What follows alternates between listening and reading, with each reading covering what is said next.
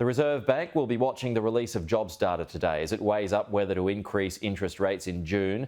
Economists expect the unemployment rate to remain flat at 3.5% in April. That's slightly above the record low of 3.4%, so not very far off that at all. Still, about 25,000 jobs are expected to have been created during the month.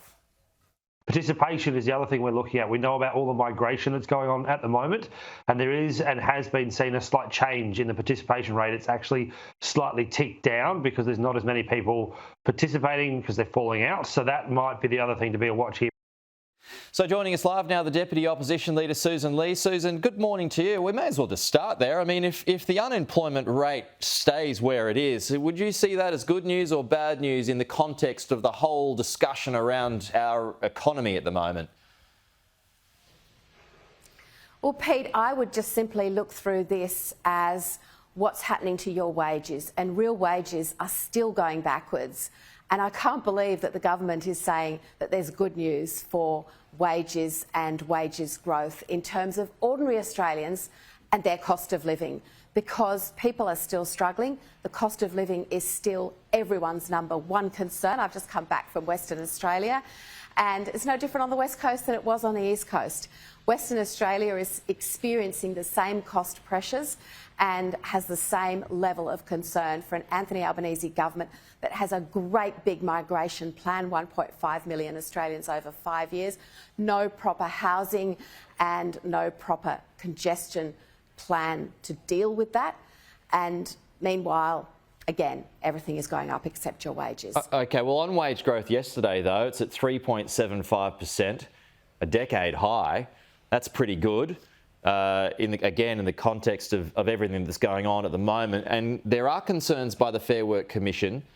Would a 7% increase to the nation's lowest paid workers lead to more interest rate rises, in your view?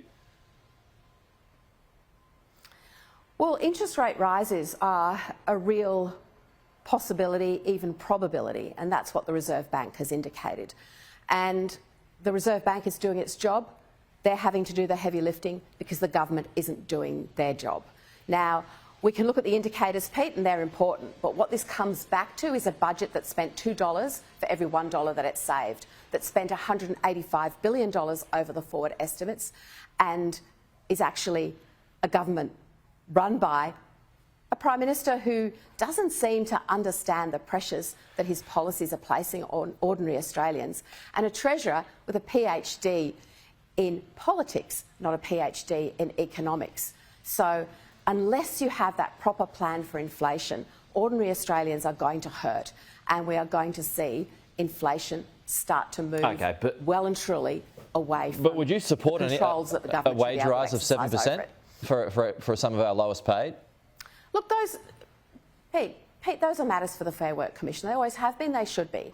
We welcomed the wage rises for aged care workers, but we still focus on real wage increases, because a headline figure isn't your spending power when you go to the supermarket. It's not the cost of putting fuel in your car at the petrol pump.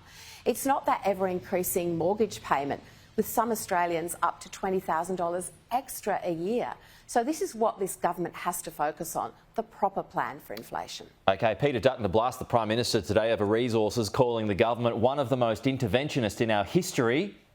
COVID cynics might be pointing the finger at your old government with that kind of claim, but what's behind the attack today?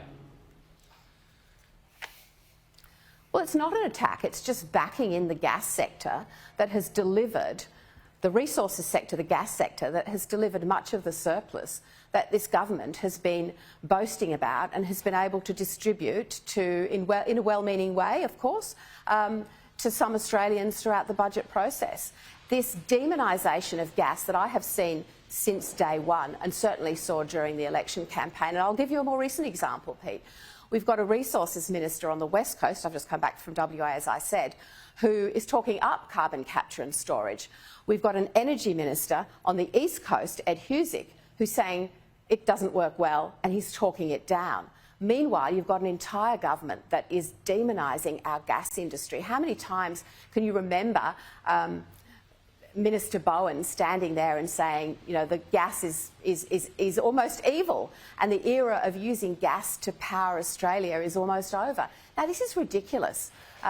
Western Australia, for example, is the gas state. Everyone there knows that their jobs, that their household income, that their futures, that their energy and enterprise are very much linked to the gas. And while we all want that move to renewable energy, no one more so than us in the coalition, we want that move. We have to do it in a way. But it's the profits, though. Yeah, it's the profits, though, of these companies that rub people the wrong way. It is our resource, after all. So, are you in danger of putting business over battlers with these kinds of claims? Look, let's see what Peter Dutton says when he addresses the gas industry conference today. But if you interfere in the energy market, you get energy inflation.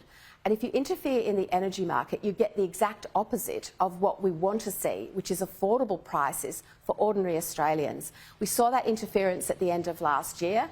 We have seen a budget that still forecasts that energy costs will go up.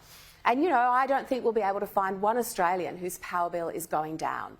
We know that the cost of energy is continuing to increase, and that's making manufacturing in this country, in many areas, unaffordable. OK. Sussan Ley, we're out of time. We will talk to you again soon. Thank you.